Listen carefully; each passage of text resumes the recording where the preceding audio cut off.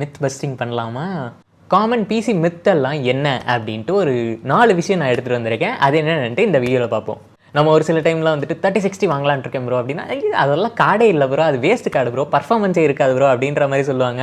அதே மாதிரி ரைசனில் 7000 சீரிஸ்லாம் போகாதீங்க, 9000 சீரிஸ் போங்க, பெஸ்ட் ஆஃப் த பெஸ்ட், அதுதான் நல்லா இருக்கும். இந்த மாதிரி நிறைய மித்தை நம்ம ரியல் லைஃப்பில் கேட்டிருப்போம். ஈவன் நானும் ஒரு சில விஷயங்கள் எனக்கு தெரியாமல் சொல்லியிருக்கேன்.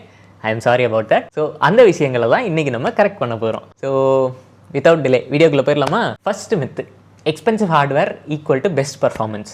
இது பிசியில் மட்டும் இல்லை, எல்லா இடத்துலையுமே இந்த மித்து இருக்குது. ஒரு 20 ரூபா பிளாஸ்டிக் வாட்டர் பாட்டிலையும் ஒரு 500 ரூபாய் டப்பர்வேர் பிளாஸ்டிக் வாட்டர் பாட்டிலையும் ரெண்டுத்தையும் பக்கத்தில் வச்சு இது ரெண்டில் ஏதோ ஒன்று சூஸ் பண்ணுங்கன்னா கண்டிப்பாக 500 ரூபா பிளாஸ்டிக் பாட்டில் தான் சூஸ் பண்ணுவாங்க. ஏன்னா generally we are hardwire to these kind of scenarios. அதாவது அதிகமாக எது விலை அதிகமாக இருக்கோ அது நல்லா இருக்கும் அப்படின்ற மாதிரி ஒரு பின்பம் நமக்கு கிரியேட் ஆகிடுச்சு. அதாவது நம்ம ஒரு காஸ்ட்லியான ஹார்ட்வேர் வாங்கணும்னா அதுதான் வந்துட்டு பெஸ்ட்டாக பர்ஃபார்ம் பண்ணும் அப்படின்ற ஒரு விஷயம் இருக்குது. ஆப்வியஸாக உங்களுக்கு பர்ஃபார்மன்ஸ் நல்லா கிடைக்கும், பட் காஸ்ட்லியாக இருக்கிறது வாங்கினா தான் உங்களுக்கு பெஸ்ட் பர்ஃபார்மன்ஸ் கிடைக்குமா அப்படின்றது தப்பு. மோஸ்ட் இம்பார்ட்டன்ட் திங் இஸ் நீங்கள் ஒரு ஹார்ட்வேர் வாங்குறதுக்கு முன்னாடி அதை பற்றி ரீசர்ச் பண்ணுங்கள். எனக்கு ஒன்றுமே தெரியாது ப்ரோ, நான் இப்போ தான் ஃபஸ்ட்டு வாட்டி பிசி பில்டிங்க்கு வரேன்னா, சரி நீங்கள் கண்டிப்பாக என்னென்ன அப்ளிகேஷன் யூஸ் பண்ணுவீங்க, என்ன கேம்ஸ் விளையாடுவீங்க. இப்போ 3D மாடலிங்னா இந்த அப்ளிகேஷன் யூஸ் பண்ணுவேன், வீடியோ எடிட்டிங்னா இந்த அப்ளிகேஷன் யூஸ் பண்ணுவேன், கேம்ஸ்னால் இந்த கேம்ஸில் விளையாடுவேன் அப்படின்ற ஒரு ஐடியா உங்களுக்கு இருக்கும். அந்த பேஜஸ்க்கு போயிட்டு அதோட ரெக்கமெண்டட் ரெக்குயர்மெண்ட், சிஸ்டம் ரெக்குயர்மெண்ட்ஸ் என்ன அப்படின்ட்டு பார்த்துருங்க. அதை பார்த்தீங்கன்னா உங்களுக்கு ஒரு பேசிக் ஹார்ட்வேர் ஐடியா கிடைக்கும். ஸோ அந்த பேசிக் ஹார்ட்வேரை வச்சு அதை வந்துட்டு மார்க்கெட்டில் இருக்க ஹார்ட்வேர் கூட கம்பேர் பண்ணி பாருங்கள். கண்டிப்பாக அப்படி கம்பேர் பண்ணுறப்போ உங்களுக்கு எது best price to performance ratio அப்படின்றது உங்களுக்கு தெரிய வரும். அது மட்டும் இல்லாமல் இப்போ நீங்கள் ரெடிட் டிஸ்கஷன் அந்த த்ரெட்லலாம் போய் பார்த்தீங்கன்னா அவங்க நிறைய பேர் அதில் டிஸ்கஸ் பண்ணி வச்சுருப்பாங்க. அதில் முக்கால்வாசி குப்பை இருக்கும், பட் அதில் குப்பையெல்லாம் தூக்கி போட்டு அந்த தங்கத்தை மட்டும் எடுத்து அதை நாலேஜாக நீங்கள் யூஸ் பண்ணிக்கிட்டிங்கன்னா உங்களுக்கு பெட்டராக இருக்கும். அதை விட உங்களுக்கு அப்ளிகேஷனுக்கு எது பெஸ்ட்டான ஹார்ட்வேருங்கிறத விட உங்கள் யூஸ் கேஸுக்கு எது ஆப்டிமலான ஹார்ட்வேர் அப்படின்ட்டு பார்த்து வாங்கினீங்கன்னா அது பெட்டராக இருக்கும். தேவையில்லாமல் ரொம்ப ஓவர்கில் ஹார்ட்வேர் போடுறது வந்துட்டு வேஸ்ட் அப்படின்ட்டு தான் சொல்லுவேன். ஃபார் எக்ஸாம்பிளுக்கு 4090 5090லலாம் கேமிங் எக்ஸப்ஷனலாக இருக்கும், பட் அதுதான் நீங்கள் வாங்கி கேமிங் பண்ணணும் அப்படின்ட்டு அவசியம் இல்லை. ஒரு மிட் ரேஞ்சு 1080p 1440p கேமிங்லாம் பண்ணுறதுனா உங்களுக்கு ஒரு 4060 4070 மோர் தென் எனஃப் தான். இது என்னோட ஒப்பீனியன். உங்களோட ஒப்பீனியனை கமெண்ட் பண்ணுங்க. அடுத்து மித் 2க்கு போயிடலாம். High end processor, high end CPU for gaming. நிறைய பேர் அதை கண்மூடித்தனமாக நம்பிட்டு இருக்காங்க. உதாரணத்துக்கு இப்போ கேமிங்கெல்லாம் பார்த்தீங்கன்னா ஒரு i5 Ryzen 5ங்கிறதுக்கு ஒரு மோர் தென் குட் இனஃப், மோர் தென் டீசென்ட் ப்ராசஸர் அப்படின்ட்டே நான் சொல்லுவேன். ஒரு ஹை 2K இல்லைனா வந்துட்டு ஒரு 4K ரெசல்யூஷனில் நீங்கள் விளையாடுறீங்கன்னா மேபி அந்த டைமில் ஒரு Ryzen 7 இல்லை i7 போகலாம். பட் ஒரு ஹாட் டேக் இஸ் தட் நீங்கள் ஒரு கேமர்னா i9 வந்துட்டு ஒரு வேஸ்ட் ப்ராசஸர் அப்படின்ட்டு தான் சொல்லுவேன். ஏன் அப்படின்ட்டு நீங்கள் கேட்கணும். இப்போ ஏன்னா i9 ஆர் Ryzen 9ங்கிறது ஒரு top of the line high end processor. இது entirely made for production.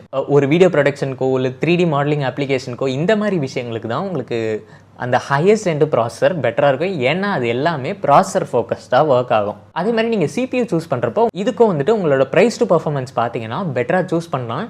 And இங்கேயுமே வந்துட்டு உங்களோட யூஸ் கேஸ் உங்கள் ரெக்குயர்மெண்ட்ஸ் பொறுத்து ப்ராப்பரான CPU சூஸ் பண்ணிங்கன்னா பெட்டராக இருக்கும். ஆப்வியஸ்லி கேமிங்கெல்லாம் ஒரு Ryzen 5 இல்லை வந்துட்டு மோர் தென் எனஃப். ஸ்லைட்லி எடிட்டிங் பண்ணுறீங்க அப்படின்ற பட்சத்தில் ஒரு 7 சீரிஸ் போலாம், நல்லாயிருக்கும். சரி, அடுத்து myth 3, water cooling or liquid cooling is necessary அப்படின்ற மாதிரி சொல்லுவாங்க. ஈவன் நான் கூட சொல்லியிருக்கேன், பட் எக்ஸ்பிளைன் பண்ணுறேன்.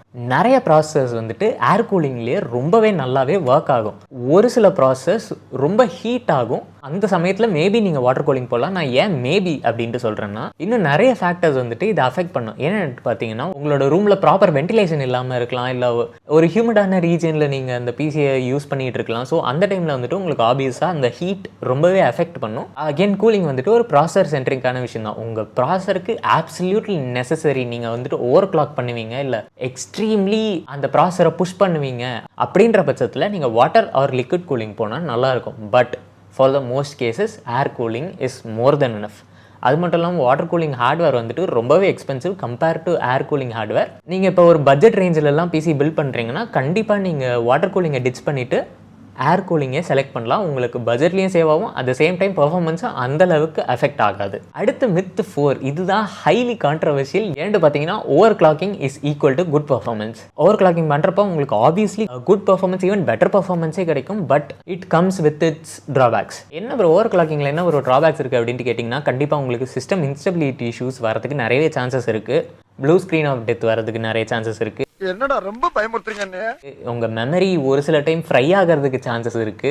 அதே மாதிரி அப்ளிகேஷன் எரர், தெர்மல் த்ராட்லிங், உங்க ஹார்ட்வேரோட லைஃப் ஸ்பேன் குறையிறது, இந்த மாதிரி நிறைய இஷ்யூஸ் வரதுக்கு அதிகமாக சான்சஸ் இருக்குது ஓவர் கிளாக்கிங் நீங்கள் பண்ணுறப்போ. ஈவன் சம்டைம்ஸ் நீங்கள் ஓவர் கிளாக்கிங் பண்ணிங்கன்னா அந்த ஹார்ட்வேரோட வாரண்ட்டி வாய்ட் ஆகிறதுக்கும் நிறைய சான்சஸ் இருக்குது. அதையும் செக் பண்ணிவிட்டு பண்ணுங்கள். அப்போ ஓவர் கிளாக்கிங் பண்ணுறதே தப்பா ப்ரோ அப்படின்னு கேட்டிங்கன்னா தப்பு கிடையாது. உங்களுக்கு நெசசிட்டி இருக்கப்போ அந்த டைமில் நீங்கள் ப்ராசஸர் ஓவர் கிளாக் பண்ணியோ இல்லை கிராஃபிக் கார்டை ஓவர் கிளாக் பண்ணியோ ரன் பண்ணலாம். பட் அதை எப்போவுமே ஓவர் கிளாக்கிங் பண்ணியே ரன் பண்ணுறப்போ வந்துட்டு கண்டிப்பாக இந்த மாதிரி இஷ்யூஸ் வரதுக்கு அதிகமாக சான்சஸ் இருக்குது. ஃபார் எக்ஸாம்பிள் நீங்கள் ஒரு ஹை அண்ட் கேமிங் பண்ணுறீங்க இல்லை எடிட்டிங் பண்ணுறீங்க, அந்த சமயத்தில் உங்களுக்கு ஓவர் கிளாக்கிங் அவசியம், எக்ஸ்ட்ராவாக ஒரு 5 ஃப்ரேம் 10 ஃப்ரேம் புஷ் பண்ணணும் அப்படின்ற பட்சத்தில் கண்டிப்பாக நீங்கள் ஓவர் கிளாக்கிங் பண்ணலாம். பட் அதே கண்டினியூஸாக பண்ணுறப்போ உங்கள் ஹார்ட்வேர் டேமேஜ் ஆக சான்சஸ் இருக்குது. ஸோ இதான் மக்களே 4 பிசி பில்டிங் மித்ஸ்.